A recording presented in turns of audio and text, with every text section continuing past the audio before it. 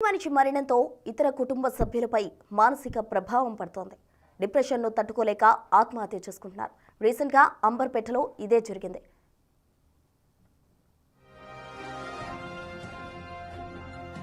కుటుంబంలోని ముగ్గురు ఊరేసుకొని చనిపోవడంపై అనుమానాలు వ్యక్తమవుతున్నాయి. కొద్ది రోజుల క్రితమే శ్రీనివాస్ పెద్ద కుమార్తె ఆత్మహత్య చేసుకుంది. ఆ తరువాత కుటుంబం డిప్రెషన్లోకి వెళ్ళింది. కాలనీ వాసులకు దేవుడు మమ్మల్ని రమ్మంటున్నాడని తరచుగా శ్రీనివాస్ భార్య విజయలక్ష్మి కూతురు శ్రావ్య చెప్పినట్టు తెలుస్తోంది. కూతుర్ని కోల్పోయిన బాధలో అలా మాట్లాడుతున్నారని స్థానికులు అనుకున్నారు.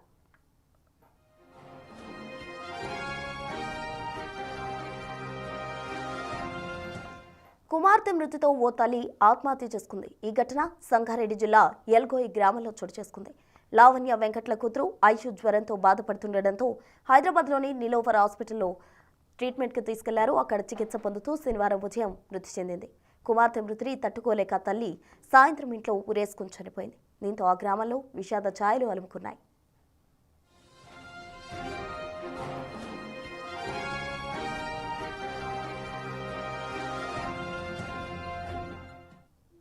ఇటీవల కాలంలో కుటుంబ సభ్యులు మృతితోటి కుటుంబంలో సభ్యులు మానసిక ప్రభావంతో బాధపడుతూ ఉన్నారు. వారు కూడా సూసైడ్ అటెంప్ట్ చేస్తూ చాలామంది తమ ప్రాణాలు బలవన్ మరణానికి వాళ్ళు పాల్పడుతూ ఉన్నారు. దీనికి సంబంధించి మనతో డిస్కస్ చేసేందుకు డాక్టర్ హరిణి సైకియాట్రిస్ట్ బిగ్ టీవీతో మాట్లాడేందుకు సిద్ధంగా ఉన్నారు. వారిని అడిగి ఈ సమస్యలకు సంబంధించి ఏ విధంగా బయటపడాలి అనే మార్గాలు తెలుసుకుందాం. నమస్తే అండి హరిణి గారు. నమస్తే అండి. ఎస్, చెప్పండి. ఇటీవల కాలంలో మనం వింటూనే ఉన్నాం, చాలామంది కూతురు చనిపోయిందని కుటుంబ సభ్యులు ముగ్గురు మరణించడం జరిగింది. అలాగే సూసైడ్ చేసుకున్నారు. ఇంకొక చోట వాళ్ళ పాప చనిపోయిందని ఇంకో తల్లి సూసైడ్ చేసుకుంది. ఇటీవల కాలంలో ఇంట్లో మనుషులు చనిపోయారని వాళ్ళే బలవన్ మరణానికి పాల్పడుతున్నారు. అంటే కుటుంబంలో ఎవరైనా చనిపోయినప్పుడు ఇటువంటివి సహజం అంటారా? సో, అంటే ఇప్పుడు ఫస్ట్ కేస్ తీసుకుంటే వాళ్ళ అమ్మాయి చనిపోయింది, పెద్దమ్మాయి. దాంతోని వీళ్ళు డిప్రెషన్‌లోకి ఎళ్ళున్నారు అనేసి మనకు తెలుస్తూ ఉంది. సో, ఈ ఫ్యామిలీ మెంబర్స్ సివియర్ డిప్రెషన్ అంటామండి. అది ట్రీట్ చేయకుంటే, దానికి అప్రోప్రియేట్ హెల్ప్ అనేది లేకుంటే ఇట్ గోస్ ఇంటూ అంటే వాళ్ళ థింకింగ్ ప్రాసెస్ కొంచెము డెల్యూషన్స్‌లోకి వెళ్ళిపోతాయి. అంటే ఫిక్స్డ్ హాలుసినేషన్స్ అంటే దేవుడు మాట్లాడుతున్నట్టు, పిలుస్తున్నట్లు ఇలాగ కూడా జరగొచ్చు.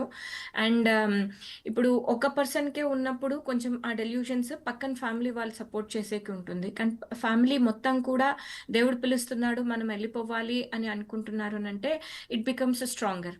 సో, ఆ అర్జెస్, ఆ క్రేవింగ్స్, ఆ డెసిషన్ టు డై అనేది స్ట్రాంగ్ అయితూ పోతూ ఉందన్నమాట. సో, బేసిక్‌గా మనకి ఏదీ లేనప్పుడు దేవుడిని హోల్డ్ చేస్తాము, స్పిరిచువాలిటీని హోల్డ్ చేస్తాము, విచ్ ఈజ్ ఆల్ గుడ్. కానీ కొన్నిసార్లు మనము ఆ సైకలాజికల్ మోడ్‌లో ఉన్నప్పుడు మనము తప్పుగా అర్థం చేసుకుంటాం. అంటే దేవుడు పిలుస్తున్నాడు. దేవుని దగ్గరికి వెళ్ళాలంటే అది ఒక యోగం. పీస్‌ఫుల్ డెత్ అనేది వి హావ్ టు ఎర్న్. దానికోసం మనము చానా సంపాదించుకోవాలి. ఒక మంచి డెత్ కావాలి అనంటే. ఈ సూసైడ్స్‌తోని చనిపోయేది it's not a healthy death అండి.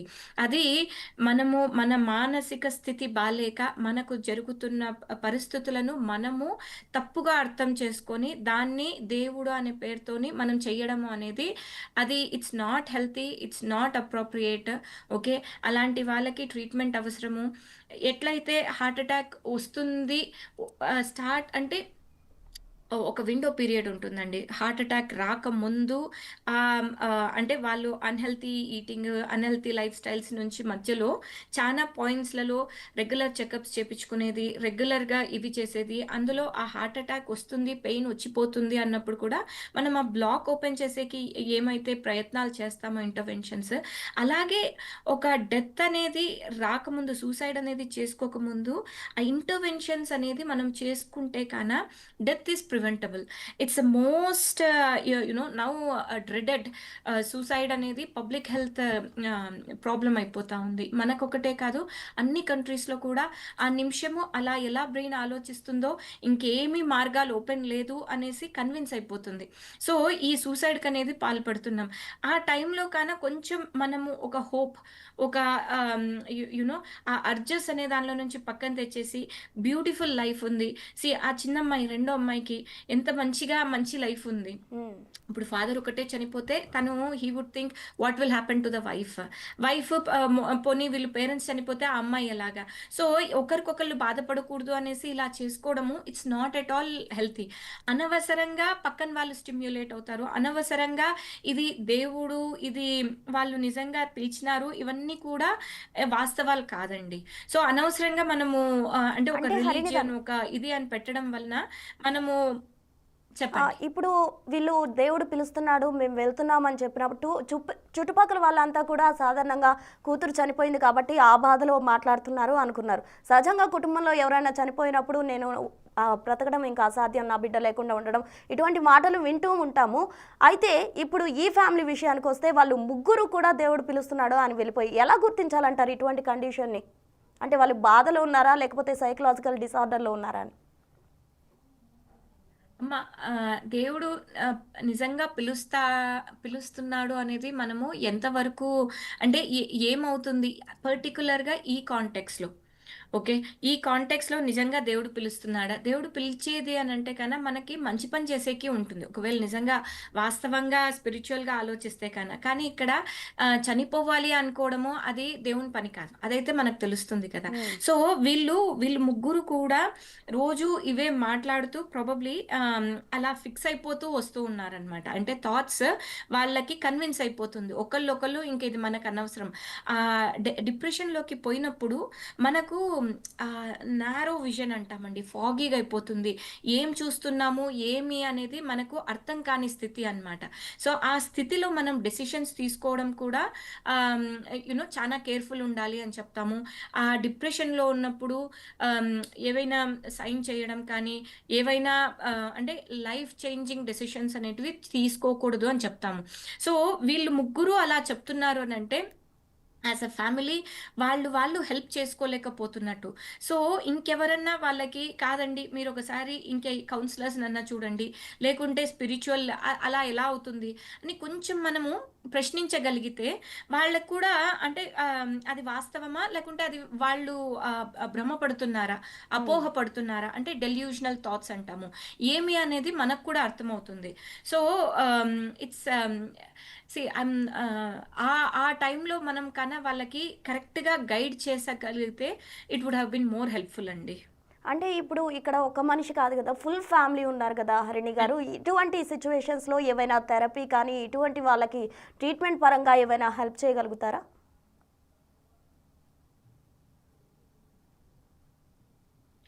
సీమ డెల్యూషన్స్ ఒక సింగిల్ పర్సన్‌కి వస్తే ఓకే. Single delusional.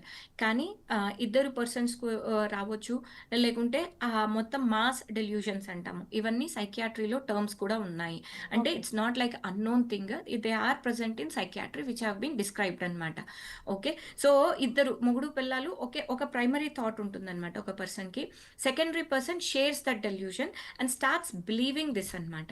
సో, ఇప్పుడేం చేయాలి? వీళ్ళకి ట్రీట్మెంట్ చేయాలి అంటే కొన్నిసార్లు వీళ్ళిద్దరిని కొంచెం దూరం పెట్టేసి అంటే ఒకళ్ళొకళ్ళు షేరింగ్ లేకుంటే ఈ సెకండ్ పర్సన్ ఈ ప్రైమరీ పర్సన్ నుంచి వచ్చిన డెల్యూషన్ వీక్ అయిపోతుంది. అంటే కాకపోవచ్చేమో అనే ఆహ్, మనం వీళ్ళతో వర్క్ చేయడం ఈజీ అవుతుంది. ఓకే. సో, ఇక్కడ మనము ట్రీట్మెంట్ అనేది చేసుకోగలిగితే ఓకే. ఈ డెల్యూషన్‌ని ట్రీట్ చేయగలిగితే యాస్ ఎ ఫ్యామిలీని కూడా మనం ట్రీట్ చేయగలుగుతామనమాట. సో, ఈ డెల్యూషన్స్ ఇక్కడే కాదు రిలీజియస్ డెల్యూషన్స్‌లలో ఎక్కువ మాస్ డెల్యూషన్స్ అనేటివి జరుగుతుంటాయి. అంటే ఒక థాట్‌ని అంద ఆహ్, మెయిన్‌గా ఒక పర్సన్ ఉంటుందనమాట డెల్యూషన్. మిగతా వాళ్ళు షేర్ చేస్తారు. So, okay. దాంతోని అది మాస్ ఎఫెక్ట్ అయినప్పుడు ఇంకా స్ట్రాంగ్ అవుతుంది. ఎక్కడ కూడా వద్దు అనే రెసిస్టెన్స్ ఉండదు. లేకుంటే ఆల్టర్‌నేటివ్ పాజిటివ్ థింకింగ్ అంటాము. అలా చేసేకి కూడా స్కోప్ ఉండదనమాట. హుహు. ఇప్పుడు ఎవరైనా చనిపోయినప్పుడు ప్రొలాంగ్డ్ గ్రీఫ్ డిజార్డర్ అనేది సో, వస్తుందని విన్నాను హరిణి గారు. సో, అలాంటిది ఎక్కువగా సూసైడ్ రిస్క్‌ను కూడా పెంచుతుంది అంటున్నారు. మరి అవి ఎలా ఓవర్‌కమ్ చేయాలంటారు? Correct. So, first thing suicide ఒకసారి ఫ్యామిలీలో జరిగింది అనంటే, there is a risk of suicide in that family history అని చెప్తాము. ఓకే. అంటే ఒకళ్ళు చేసుకున్నారు అనంటే ఇంకా ఆ ఫ్యామిలీస్‌లో మళ్ళా చేసుకునే రిస్క్ అనేది ఎక్కువవుతుంది అని చెప్తామనమాట. ఓకే. అండ్ రీసెంట్‌గా ఇప్పుడు ఫస్ట్ డాటర్ ఎప్పుడు చనిపోయిందో తెలియదు. ఏ కారణాల వలన చనిపోయిందో తెలియదు. ఓకే. అంటే వాట్ ఐయామ్ టాకింగ్. అంటే వీళ్ళకి ఆ ఇన్‌కంప్లీషన్స్ ఉంటాయన్నమాట. అంటే యాస్ ఎ ఫ్యామిలీ వాళ్ళు వాళ్ళు బాధపడుతున్నది అంటే it's not just the loss of the child but the dignity of the family. Okay. ఆ అమ్మాయి ఎందుకు చనిపోయింది? వీళ్ళు ఎలా ఉండలేకపోతున్నారు? ఎలా ఉండాలనుకున్నారు? ఎప్పుడైనా హెల్త్ అనేది ఒక్కసారి you lose it, it is a loss. ఒక డిసెబిలిటీ అయితే మనకు కనిపిస్తుంది కానీ, ఈ hmm. Loss of the family మెంబర్‌తోని ఉన్నది మనకు కనిపించదనమాట. అది ఈచ్ పర్సన్స్ ఇంటర్ప్రిటేషన్స్ వేరే వేరేగా ఉండొచ్చనమాట. So, putting that to one side. ఇప్పుడు వాళ్ళు ఆ డిప్రెషన్ నుంచి అంటే ఆ ప్రాబ్లమ్ ఇంకా రిజాల్వ్ అయిందా లేదా తెలీదు. వాళ్ళకి ఒక క్లోజర్ వచ్చిందా? వాళ్ళు ఒక ఫ్యామిలీగా అంటే మనిషిగా డిగ్నిటీ అని అంటాం. ఓకే. ఒక సెల్ఫ్ రెస్పెక్ట్‌గా వాళ్ళు ఆహ్, ఉండగలుగుతున్నారా? లేకుంటే వాళ్ళు ఒక కోపము, రిసెంట్‌మెంట్ అంటే మాకు న్యాయం జరగలేదు. ఇక్కడ వీళ్ళెవరు ఇది చేసుకోలేదు. ఈ లోకం మంచిది కాదు అని అంటే వాళ్ళ థాట్ ప్రాసెస్ ఎలా ఎవాల్వ్ అయింది. ఎప్పుడైనా చనిపోయినప్పుడు బెరీవ్‌మెంట్ రియాక్షన్ అని చెప్తాము. దాంట్లో స్టేజెస్ ఉంటాయన్నమాట. అంటే ఫస్ట్ విన్నప్పుడు షాక్ ఉంటుంది. ఓకే. తర్వాత డినయల్ ఉంటది. ఇది కాకపోతే బావుంటదేమో, ఇంకేమన్నా నేను వినకుండుంటే బావుంటుందేమో, ఇప్పుడు ఈ న్యూస్ తప్పయింటే బావుంటుందేమో అనే ఇదిలో ఉంటారనమాట. ఆ తర్వాత కోపం. అంటే హ్మ్, దె ఎ ఎందుకిలా జరిగింది? ప్రతి ఒక్క మనిషి మీద బ్లేమింగ్ లేకుంటే దేవుడు ఇలా చేసుకోలేదు, లేకుంటే వీళ్ళు ఇలా చేసున్నారు. కోపం అనే పెథలాజికల్ అంటే మామూలుగా 1 ఇయర్‌లో ఈ ప్రాసెస్ అంతా అయిపోవాలని చెప్తా. యూజువల్‌గా 1 మంత్‌లో they settle down, they feel better and everything. కానీ ఈ పెథలాజికల్ బిరీవ్‌మెంట్ అంటే ఆహ్, ఈ యాంగర్ తర్వాత డిప్రెసివ్ ఎపిసోడ్ ఉంటుంది. తర్వాత నార్మల్సీకొస్తారు. ఈ ఎపిసోడ్స్ అనేది కొంతమందికి టూ మచ్ ఉంటది. అంటే కొందరొచ్చి అసలు చనిపోయినట్టే అనిపించట్లేదు అని అంటారు. అంటే ఇంకా షాక్ ప్రాసెస్ కూడా కాలేదు అనేసి. కొంతమంది ఆ కోపము ఎందుకు చేసినారు? లేకుంటే ఇంకా కాకుంటే బావుంటుండేనేమో, ఇంకెవరన్నా ఇదయ్యుంటేనేమో, ఆ బ్లేమ్ ఇవన్నీ అంటే యాక్సెప్టెన్సీ రావట్లేదనమాట. సో, ఈ ఓకే. ప్రాసెస్‌లో ఏమవుతుంది అంటే they are still struggling to understand and comprehend the situation అనమాట. అంటే అక్కడ జరిగిన సిట్యుయేషన్స్ కానీ, అక్కడ జరిగిన ఇన్సిడెంట్స్ కానీ, ఇంకా లైఫ్‌లో వాళ్ళు అగ్రీమెంట్‌కి రాలేదు అన్నట్టు. హ్మ్. సో, అలాంటి ప్రాసెస్‌లో వాళ్ళు ఓకే. అంటే ఆ థింకింగ్‌లో వాళ్ళు నిజంగానే కొన్నిసార్లు హాలుసినేషన్స్‌కెళ్ళిపోతారు. ఎప్పుడైనా అన్‌ట్రీటెడ్ డిప్రెషన్స్ అనేటివి ప్రోగ్రెస్ అవుతాయి. ఆ ఓకే. ప్రోగ్రెషన్ చాలా సివియర్‌గా కూడా కావచ్చు. To the extent of hearing noises and voices. Okay. Seeing things. కొన్నిసార్లు గాడ్ విజన్స్ ఉండొచ్చు. లేకుంటే వాళ్ళు మిస్‌ఇంటర్‌ప్రిటేషన్స్ అంటాము. అంటే ఏదైనా టెక్స్ట్ మెసేజ్ వచ్చిందనుకో, ఓహ్! ఇది కూడా వచ్చింది. అంటే నేను చనిపోవాలి. అంటే మేము కరెక్ట్‌గానే అనుకుంటున్నాము. అంటే యూ నో ఇలాంటివన్నీ కూడా ఇంటర్‌ప్రిటేషన్స్ అనేటివి తప్పు జరగడం స్టార్ట్ అవుతాయన్నమాట. ఓకే. వాళ్ళకి వాళ్ళే సో, అనుకుంటుంటారు. వీళ్ళు ఇంకా అనుకుంటుంటారు. అది ఒక పర్సన్ చెప్పడంతో మిగతా వాళ్ళు కూడా ఇంక ఇంతే అనేది కన్విన్స్ అయిపోతారు. హ్మ్. మామూలుగా ఒక్క పర్సనే ఉంటే కన్నా మిగతా పేరెంట్సో కాదమ్మా అట్లా కాదు. ఎందుకు నువ్వు స్టడీస్ గురించి ఇట్లా అనుకుంటావు? నువ్వు చదువుతావు కదా! వచ్చినంత చదువుకో. నువ్వు సూసైడ్ ఎందుకంటావు? అనేసి ఎవరో ఒకళ్ళు పాజిటివ్‌గా చెప్పేవాళ్ళు ఆ ఫ్యామిలీలో దే ల్యాక్ అన్నమాట. Because all 3 of them get convinced because all 3 of them are traumatized. ఆ same trauma whatever they are going through ఆ ముగ్గురు సేమ్ అలాగే ఫేస్ చేస్తూ దాన్ని భరించలేక వాళ్ళు ఒక్కొక్కటి అంటే సింపుల్‌గా చెప్పాలంటే ఇదిగో పులి అంటే అదిగో తోక అనేసి వాళ్ళు ఓకే. ఒక స్టోరీలోకెళ్ళిపోతారు. హ్మ్. దాంతోని అది వాస్తవం అనుకోని ముగ్గురు కూడా ఇలాగా చనిపోతేనే బెటర్ అనేది కంక్లూషన్‌కొస్తారు. So, coming to second incident. ఇంకో ఇన్సిడెంట్ చూస్తే కమింగ్ టు కూతురు సెకండ్ కేస్. మృత్యువాత పడిందని చెప్పి ఇంటికి వెళ్ళిపోయి తల్లి కూడా ఆత్మహత్య చేసుకుంది. అంటే సడన్ డెసిషన్ తీసుకుంది అనుకోవచ్చా? అంటే ఆత్మహత్యకు సంబంధించి దీర్ఘకాలిక ఆత్మహత్య ఆలోచనలు చాలా మందికి ఉంటూ ఉంటాయి. కొంతమంది సడన్‌గా చాలా తీవ్రమైన డెసిషన్స్ తీసుకుంటూ ఉంటారు. ఈ ఆలోచనలు ఏ విధంగా చూడాలంటారు? వేరియేషన్ ఏంటి రెండింటికి? సో, ఇక్కడ చూస్తే ఈ 2 కేసెస్ చూస్తే, ఇప్పుడు ఫస్ట్ కేస్‌లో వాళ్ళ అమ్మాయి చనిపోయింది. అండ్ కొన్నాళ్ళ తర్వాత అంటే వాళ్ళు ఇల్లు మారినారు. ఇంకో ప్లేస్‌లో సెటిల్ కాడానికి పోయినారు. కానీ కుదరలేదు. అంటే the depression was progressing and that's how it happened. Second కేస్‌లో చూస్తే ఇక్కడ తల్లి అంటే I think from what I understand guilt feeling అంటాము. ఓకే. నేను నా పిల్లని చూసుకోలేకపోయినాను. లేకుంటే హ్మ్. నేనేం చేయలేకపోయినాను. ఇంక నా లైఫ్ ఎందుకు? ఇది కుడ్ బి ఆమెలో వచ్చిన గిల్ట్ అయ్యుండొచ్చు. లేకుంటే చుట్టుపక్కన ఏం చేసినావు? ఎందుకు చూసుకోలేదు? అని ఎవరన్నా అడగడం వలన కూడా అయ్యుండొచ్చు. సో, ఇక్కడ మార్నింగ్ జరిగింది. ఈవినింగ్‌కంతా ఇలాగా అంటే she was in that initial phases of shock, denial, rejection. So, it was like a acute stress reaction, acute bereavement reaction. So, ఇలా జరిగింది. ఇంక నేను ఉండడం వేస్ట్. ఇంపల్సివ్ డెసిషన్స్ అంటామనమాట. ఇంపల్సివ్ అంటే ఆ కొద్దిగా సేపు నేనింక లైఫ్ హోప్‌లెస్. ఎవ్వరూ ఇంకా దాన్ని మార్చలేరు. ఇది వాస్తవం. ఇంకా హెల్ప్‌లెస్. ఎవరు కూడా నాకు హెల్ప్ చేయడానికి రారు. అంటే కంప్లీట్ క్లోజ్ అయిపోయినాయి అనేది. ఆ పాయింట్‌కొచ్చినప్పుడు ఇంక ఎవరూ మార్చలేరు. ఆహ్, హ్మ్, ఆహ్, ఆ సిట్యుయేషన్స్‌కొచ్చినప్పుడు వాళ్ళకు ఇంకా డెత్ అనేది ఒక్కటే ఒక ఎగ్జిట్ ఆప్షన్. ఎవ్రీవన్ ఆ పెయిన్ నుంచి బయటికి రావాలనుకుంటారు. ఆ సిట్యుయేషన్స్ నుంచి రిజాల్వ్ అవ్వాలనుకుంటారు. కానీ ఆ రిజల్యూషను, ఆ ఔట్‌కమింగ్ దాని నుంచి లేదు అన్నప్పుడు death is seen as a exit gate. Because అది వాళ్ళ కంట్రోల్‌లో ఉన్నట్టు. సో, ఆ ఎగ్జిట్ గేట్ నుంచి రావడం అనేది చానా ఈజీ కనుక వాళ్ళు ఆలోచించరు. దీని నుంచి నెక్స్ట్ ఇంకొక చైల్డ్ ఉన్నారా? లేకుంటే వాళ్ళ ఫ్యామిలీ మెంబర్స్ ఏమి? వాళ్ళ పేరెంట్స్ ఏమి? ఎట్లా ఉంటారు? ఇవన్నీ ఆలోచించే ఇది ఉండదు. వాళ్ళు ఆ సిట్యుయేషన్‌లో ఎంత ఆ థాట్స్‌కెళ్ళిపోతారనంటే that becomes real and that's what they think it's appropriate to do. Justify చేస్తారు అన్నమాట. అంటే ఇది నేను చేసేది కరెక్ట్ అనేసి. సో, అలాంటి స్టేట్ ఆఫ్ మైండ్‌కెళ్ళిపోయినప్పుడు ఆహ్, they they commit suicide.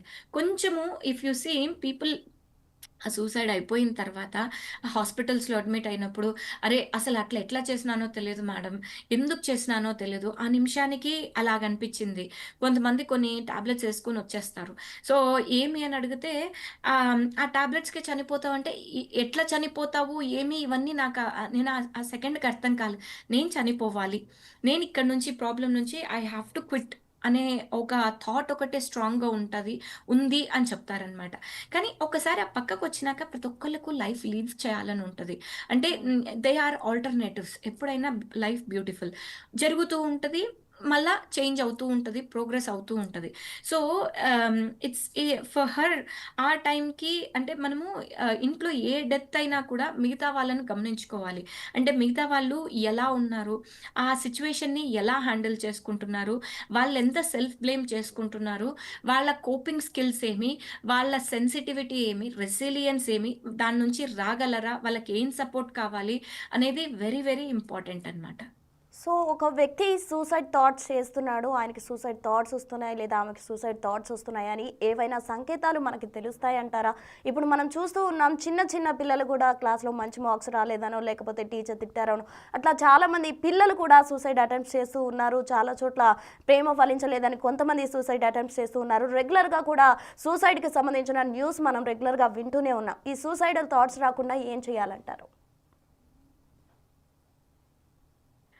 See ఆహ్, నాకు డే టు డే కేసెస్‌లో కూడా ఇలాంటి సూసైడ్ థాట్స్‌తోని అంటే బాగా depressive thoughts especially self driven studies గురించండి. అసలు చిన్న పిల్లలు సెవెంత్ క్లాస్, ఎయిత్ క్లాస్ దానికి కూడా వాళ్ళు అనుకున్న మార్క్స్ రాలేదు. మళ్ళా వచ్చింటాయి టాప్ 5లోనే ఉంటారు. నేను ఫస్ట్ లేను అనేసి. ఓకే. అసలు వై? అంటే పేరెంట్స్ ఏమి అంటే వాళ్ళేమి అనరు. కానీ ఈ పిల్లలు దే కాంట్ టేక్ ఇట్. ఈ మధ్యన బ్రెయిన్స్ చానా సెన్సిటివ్ అయిపోతున్నాయండి. ఆహ్, ఆహ్, ఆహ్, వాళ్ళు ఆ సెల్ఫ్ రెగ్యులేషన్ అంటాం. అంటే ఏదైనా ప్రాబ్లమ్ వచ్చినప్పుడు పర్వాలేదు నేను మేనేజ్ చేసుకుంటాను. నెక్స్ట్ టైమ్ చూసుకుంటాను అనే ఈ కాన్సెప్ట్సే లేవు. ఆ ఎమోషనల్ కోషంట్ అంటాము. ఆ ఎమోషనల్ కోషంట్ అంటే ఐక్యూ అనేది ఏమిస్తే ఏం చదువుకోవాలి అనేది ఈ మధ్యన పిల్లలకి ఉంది కానీ, అది లేనప్పుడు ఎలా మేనేజ్ చేసుకోవాలనేది తెలియట్లేదు. ఒకటి అనుకున్నాక అదే కావాలనేదే జీవితం అయిపోతుంది. ఎగ్జామ్ అంటే ఎగ్జామ్‌లో ఫెయిల్ అంటే నేను లైఫ్‌లో ఫెయిల్.